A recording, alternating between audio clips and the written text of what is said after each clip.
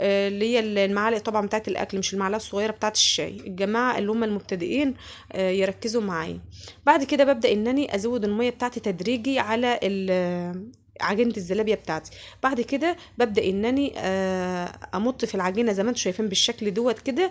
كل ما بتضربي العجينه بايدك كده بالشكل ده، العجينه بتحسي كده ان هي تقلت معاكي، وبتحسيها ايه، ان هي لمت شويه. بعد كده بغطيها وبسيبها لغايه اما تختمر معايا وترفع تمام.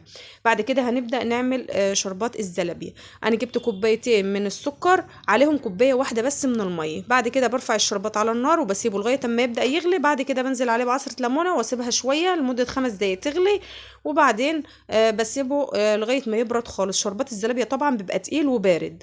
بعد كده من مجين الدقيق اللي كانوا معايا. بصوا بقى، انا عايزه اوريكم الزلابيه من قلبها. بصوا ما شاء الله، من بره ناشفه ومقرمشه، بصوا، ومن جوه طريه وجوسي وجميله خالص زي اللي احنا بنشتريها من بره بالظبط.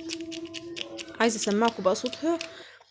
بصوا هي من بره مقرمشه، هي اصلا باينه، هي من بره مقرمشه وجميله جدا. يا ريت بقى كل يعمل لنا لايك على الفيديو.